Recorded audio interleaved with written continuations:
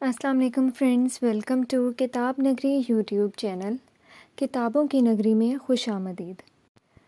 آج کتاب نگری یوٹیوب آپ کے لیے لے کر آیا ہے تیشا گوہر کے قلم سے لکھے گئے ایک خوبصورت ناول خطائے محبت کی قسط نمبر 11۔ لیکن اس سے پہلے اگر آپ نے چینل کو سبسکرائب نہیں کیا تو جلدی سے چینل کو سبسکرائب کریں اور بیل آئیکن کا بٹن پریس کرنا مت بھولیے گا تاکہ آپ کو ہماری ہر نئی معیاری ویڈیو کی نوٹیفیکیشن موصول ہو سکے۔ اب چلتے ہیں ناول کی 11ویں قسط کی جانب۔ ایمان کے کالج میں فنکشن تھا، وقت کا پتہ ہی نہیں چلا اور وین والے کو جو وقت دے رکھا تھا اسے گزرے بھی آدھا گھنٹہ ہو گیا۔ اسے ایک دم فکر ہوئی۔ اس وقت تو ٹیکسی سے جتنے پیسے بھی نہیں تھے اس کے پاس۔ پیسے وہ اپنے دوست سے بھی لے سکتی تھی مگر کبھی اکیلی ٹیکسی میں کہیں نہیں گئی تھی۔ اسے بہت پریشانی ہو رہی تھی۔ اس نے سوچا کہ مزگان کو کال کر کے کہہ دے کہ وہ اسے لینے آ جائے، لیکن اس کا فون نہیں مل رہا تھا۔ اس کی ایک دوست کا گھر کالج کے پاس ہی تھا۔ اس نے ایمان کو اپنے گھر ساتھ چلنے کا کہہ دیا۔ جب کوئی راستہ نظر نہیں آیا تو ایمان اس کے ساتھ ہی چلی گئی۔ اس نے وقفے وقفے سے مزگان کو کئی مرتبہ کال کی مگر اس کا نمبر ہی بند جا رہا تھا۔ ایمان کی دوست نے اس سے کہہ دیا کہ آج رات وہ اس کے گھر ہی رک جائے اور کل اسی کے ساتھ کالج چلی جائے، وہاں سے پھر گھر۔ ایمان کو مجبوراً وہیں رکنا پڑا۔ ساتھ ساتھ اسے یہ خیال بھی آ رہا تھا کہ مزگان اس کے لیے فکر مند ہوگی، لیکن ایک رات کی ہی تو بات تھی۔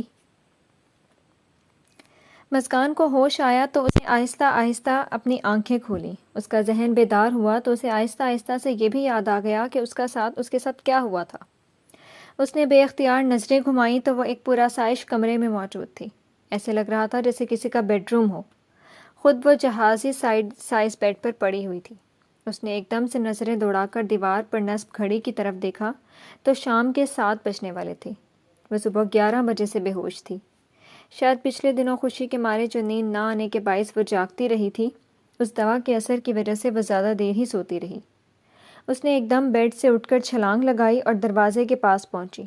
اسے ایمان کا خیال آ رہا تھا، وہ گھر پہ اکیلی اس کا انتظار کر رہی ہوگی، اور اس کا فون بھی اس کے پاس نہیں تھا، نہ ہی اس کا پرس۔ یقیناً اغوا کاروں نے اس سے وہ لے لیا ہوگا۔ وہ دروازے پر پہنچ کر دروازہ کھولنے کی کوشش کرنے لگی۔ اتنا تو اسے بھی معلوم تھا کہ دروازہ لاک ہی ہوگا، لیکن جانے کس احساس کے تحت اس نے پھر بھی کھولنے کی پوری کوشش کی تھی۔ کئی بار نوب گھمانے اور لاک سے الجھنے کے بعد بھی دروازہ نہیں کھلا۔ بالآخر اس نے دروازہ ہی پیٹنا شروع کر دیا۔ کوئی ہے؟ دروازہ کھولو، مجھے یہاں کیوں لائے ہو؟ دروازہ کھولو، کوئی سن رہا ہے؟ اس کے زور زور سے چلانے اور دروازہ پیٹنے کی وجہ سے گارڈز کو پتہ چل گیا تھا کہ وہ جاگ گئی ہے۔ انہوں نے کال کر کے اپنے مالک کو اطلاع دی اور اگلی ہدایات لے کر فون بند کر دیا۔ تھوڑی دیر بعد ایک عورت اس کے لیے ٹرے میں کھانا رکھ کر لے آئی۔ کھانا گھر کا بنا ہوا لگ رہا تھا اور خوشبو بہت ہی عمدہ تھی۔ اسے بھوک لگ رہی تھی لیکن وہ قید میں تھی، اور کیا معلوم کھانے میں کچھ ملا ہوا ہو۔ اس نے کھانے کو ہاتھ نہیں لگایا۔ وہ عورت گھریلو ملازمہ لگ رہی تھی جو کھانا رکھ کر گئی تھی۔ ملازمہ نکلی تو مزگان نے بھی بھاگنے کی کوشش کی مگر 2 ہٹے کٹے گارڈز اس کے سامنے آ گئے۔ وہ شکل سے ایسے خوفناک لگ رہے تھے کہ مزگان خود ہی ڈر کر واپس اندر چلی گئی۔ وہ بیڈ پر بیٹھ گئی۔ اسے بے اختیار رونا آنے لگا تھا۔ کیسی قسمت تھی، جب سے اس کے بابا گئے تھے اس کی زندگی مشکلات سے گھر گئی تھی۔ ان کے ہوتے ہوئے کبھی کوئی مشکل نہیں آئی تھی۔ کیا وہ بھی اسی طرح سب مشکلیں اپنے اوپر دیکھ کر دروازے سے باہر اپنے آنسو صاف کر کے چہرے پر مسکراہٹ سجا کر اندر آتے ہوں گے؟ مزگان نے کبھی اپنے بابا کو پریشان یا اداس نہیں دیکھا تھا۔ جب انہیں ہارٹ اٹیک آیا تھا اس وقت بھی وہ مسکرا رہے تھے۔ کیا وہ اس سے اپنے دکھ چھپا رہے تھے؟ مزگان روتے روتے اپنے بابا کو یاد کرنے لگی۔ اسے ساتھ میں ایمان کی فکر بھی ہونے لگی تھی۔ پتہ نہیں گھر پہ اکیلی کیسے رہ رہی ہوگی، پتہ نہیں اس نے کھانا بھی کھایا ہوگا یا نہیں۔ یاور بہت تیز رفتار سے ڈرائیو کر کے آیا تھا اور آتے ساتھ ہی وہ اندر کو دوڑا۔ اس نے ایک کمرے کا دروازہ دھاڑ سے کھولا تو شہباز علی سکندر اپنی ایزی چیئر پہ بیٹھے اپنے کمرے میں دیوار پہ نصب اسکرین پر کوئی سیاسی ٹاک شو دیکھ رہے تھے۔ یاور کو اس طرح غصے میں آتا دیکھا تو ایک نظر اس پر ڈال کر دوبارہ اسکرین پر دیکھنے لگے۔ ڈیڈ، مزگان کہاں ہے؟ اس کے غصہ ضبط کرنے والی آواز سے محسوس ہو رہا تھا کہ وہ صرف ان کے باپ ہونے کا لحاظ کر رہا تھا۔ کون مزگان؟ انہوں نے ناسمجھی کے عالم میں پوچھا۔ آپ کی بہو۔ لڑکی اس خاندان کی بہو بننے کے قابل نہیں ہے۔ شہباز علی سکندر ایک دم غصے میں آئے۔ کہاں رکھا ہے آپ نے اسے؟ اس کی آنکھوں سے شعلے نکل رہے تھے، وہ بہت مشکل سے ضبط کر رہا تھا۔ جہاں بھی ہے، تمہیں اس سے کوئی سروکار نہیں ہونا چاہیے۔ اگلے مہینے تمہاری میرال سے شادی ہے۔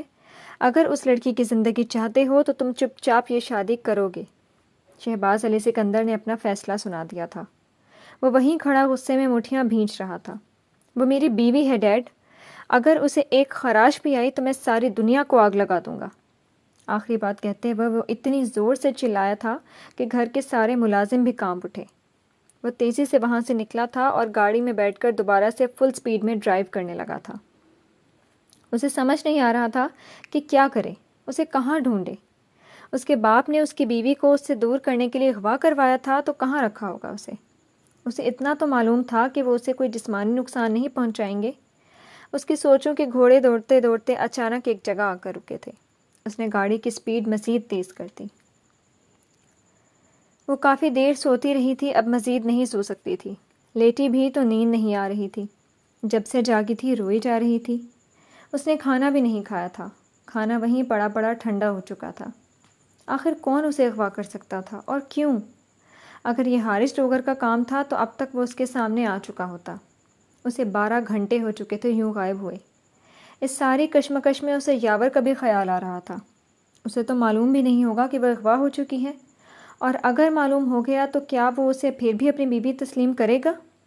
کیا وہ ایک اغوا شدہ لڑکی پہ اعتبار کرے گا؟ وہ اس وقت منفی سوچوں کی سب سے اونچی چوٹی پر تھی۔ ہر قسم کا برا نتیجہ وہ سوچ چکی تھی۔ انہی سوچوں میں گم بیٹھی تھی جب دروازہ کھلا اور ایک سجی سنوری طرح دار عورت اندر داخل ہوئی۔ اس نے باہر کھڑی ملازمہ کو اشارہ کیا اور دروازہ پھر سے بند ہو گیا۔ کون ہیں آپ اور مجھے یہاں کیوں قید کیا ہوا ہے؟ مزگان نے بڑے مشکوک انداز میں اس عورت کے دیکھا۔ وہ اسے جانی پہچانی سی لگ رہی تھی۔ اس عورت نے بڑے غور سے مزگان کو سر سے پیر تک دیکھا، پھر اس کے ہونٹوں پر ایک نرم مسکراہٹ آ گئی۔ ہم تمہارے خیر خواہی ہیں، تمہیں اصلیت بتانا چاہتے ہیں۔ یاور نے تم سے صرف بدلہ لینے کے لیے شادی کی ہے۔ کس چیز کا بدلہ؟ میں نے تو ان کے ساتھ کچھ بھی غلط نہیں کیا۔ مزگان کو اس کی بات سمجھ نہیں آئی۔ وہ تم سے تمہارے باپ کا بدلہ لے رہا ہے، اس عورت نے کہا تو مزگان کو ایک دم اس آفس والی لڑکی کی بات یاد آئی۔ وہ بھی تو کچھ ایسا ہی بول رہی تھی۔ میرے بابا نے کیا کیا ہے؟ وہ کسی کے ساتھ برا نہیں کر سکتے۔ مزگان بے یقینی سے نفی میں سر ہلانے لگی۔ میری بات کا یقین نہیں ہے تو خود یاور سے پوچھ لینا، اس نے تمہارے بابا کو جاب سے کیوں نکالا تھا؟ مزگان نے پریشان سا ہو کر اسے دیکھا۔ بابا کو کسی نے جاب سے نہیں نکالا تھا، انہیں ہارٹ اٹیک۔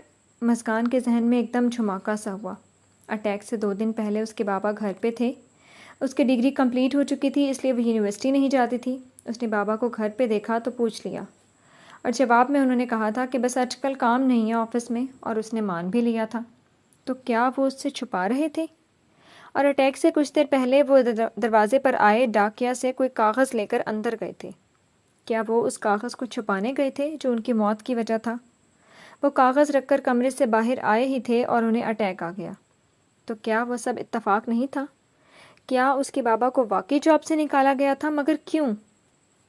وہ بابا کو کیوں نکالیں گے؟ اسے اپنی آواز کسی گہری کھائی سے آتی ہوئی محسوس ہوئی۔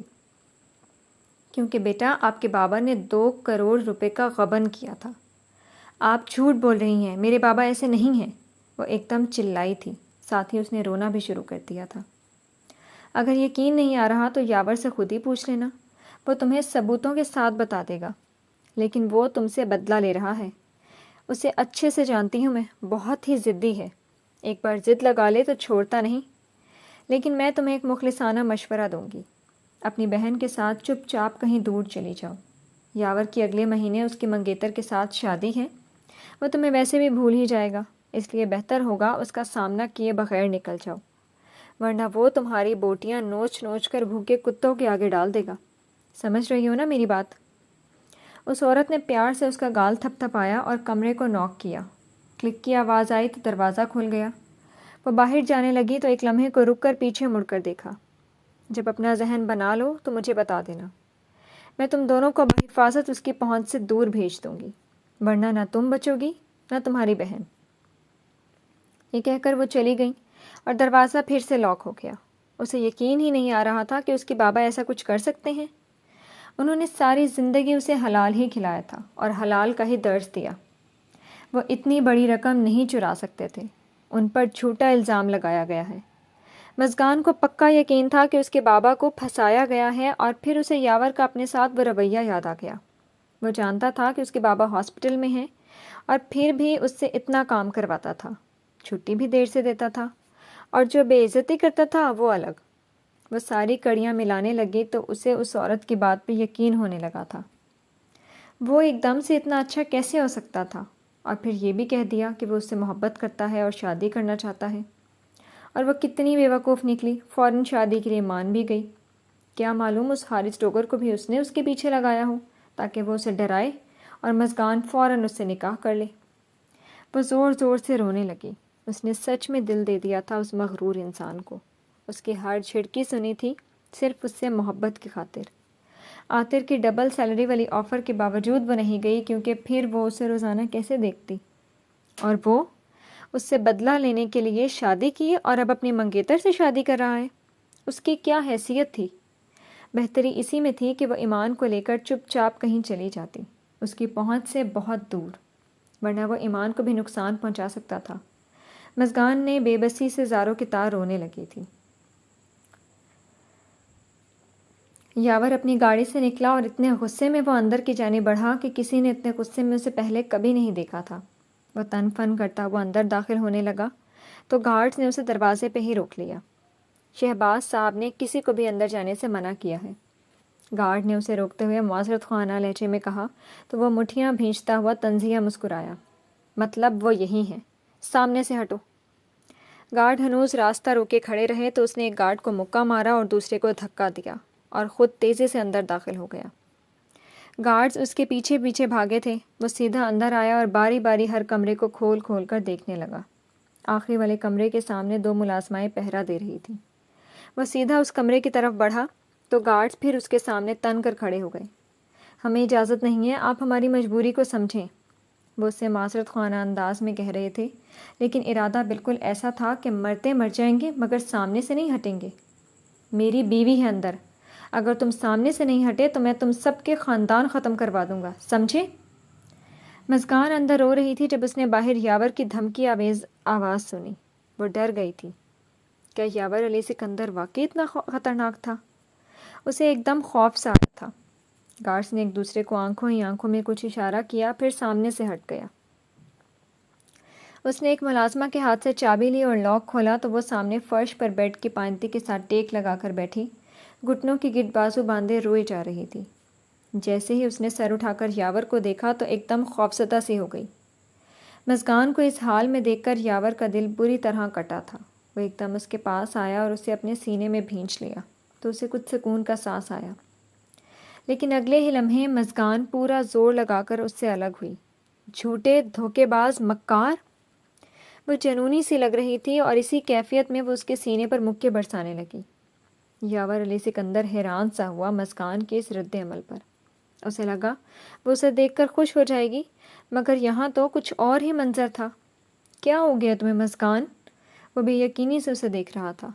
مزگان اس کے پاس سے اٹھ کر کھڑی ہو گئی، وہ بھی اس کے سامنے کھڑا ہو گیا۔ آپ نے میرے بابا پر جھوٹا الزام لگایا اور انہیں جاب سے نکال دیا۔ مزگان کے الفاظ اور انداز پر وہ ایک دم طیش میں آیا۔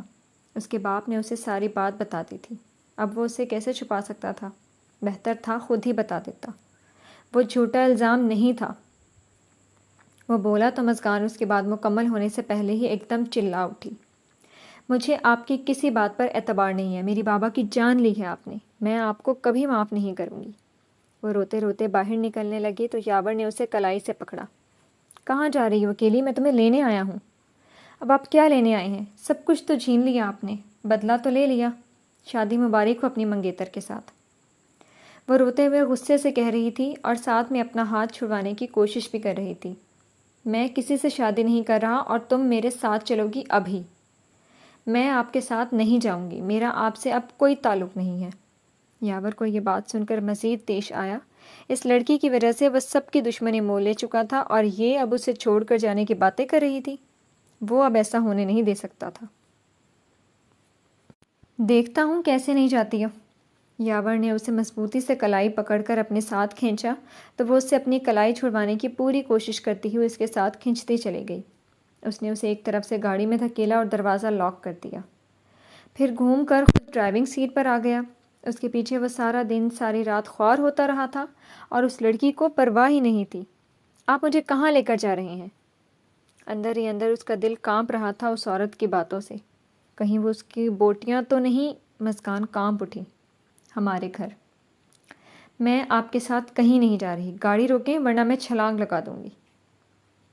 اس نے یاور کو ڈرانے کی کوشش کی۔ تمہیں ذرا سا بھی میرا خیال نہیں آیا؟ وہ غصہ ضبط کرتے ہوئے اس سے پوچھ رہا تھا۔ تمہارے لیے میں کل سے خوار ہو رہا ہوں، جب فون کرو میری کال بھی ریسیو نہیں کرتی ہو۔ میں کتنا پریشان تھا تمہاری وجہ سے، اور تم مجھے یوں باتیں سنا رہی ہو۔ وہ حیران تھا اس کے رد عمل پر۔ میں کیوں کرتی آپ کا خیال؟ آپ نے کیا کیا ہے میرے بابا کے ساتھ؟ ان پہ الزام لگا کر انہیں جاب سے نکال دیا۔ آپ کی وجہ سے انہیں ہارٹ اٹیک آیا تھا اور وہ ہمیں چھوڑ کر چلے گئے۔ آپ کی وجہ سے میں ان کے ساتھ آخری وقت میں زیادہ ٹائم بھی نہیں بتا سکی۔ وہ روتے روتے چلا رہی تھی۔ یاور کی گرفت اسٹیئرنگ پر مزید سخت ہوئی۔ وہ چپ چاپ اس کا ہر الزام سنتا رہا، کچھ نہیں بولا۔ گھر پہنچ کر اس نے ہارن دیا تو ملازم نے گیٹ کھول دیا۔ اس نے ڈرائیو وے پر گاڑی روکی اور باہر نکلا تو ڈرائیور بھاگتے ہوئے اس کی طرف آنے لگا۔ اس نے ہاتھ کے اشارے سے اسے روک دیا اور خود اس کی طرف کا دروازہ کھولا۔ وہ باہر نہیں آئی۔ یاور نے اس کی کلائی پکڑی اور زبردستی اسے باہر نکالا۔ وہ اس کے ساتھ زبردستی کھینچتی ہوئی اندر آ گئی۔ چھوڑیں مجھے، آپ کو میرے ساتھ یہ سب کرنے کا کوئی حق نہیں ہے۔ وہ مسلسل رو رہی تھی۔ یاور کو اس کا رونا اچھا نہیں لگ رہا تھا، لیکن وہ اس کے سامنے اپنی کمزوری ظاہر نہیں کرنا چاہتا تھا۔ مجھے پورا حق ہے، تمہیں کہیں بھی لے جا سکتا ہوں۔ وہ اسے اپنے کمرے میں لے آیا تھا۔ میں یہاں ایک سیکنڈ بھی نہیں رکوں گی۔ وہ اسے ایک طرف کو دھکیل کر باہر جانے لگی تو یاور نے اسے کھینچ کر پیچھے کیا اور دروازہ لاک کر کے خود اس کے آگے جم کر کھڑا ہو گیا۔ اب بھاگ کر دکھاؤ۔ وہ جیسے اس کی بے بسی سے حظ اٹھا رہا تھا۔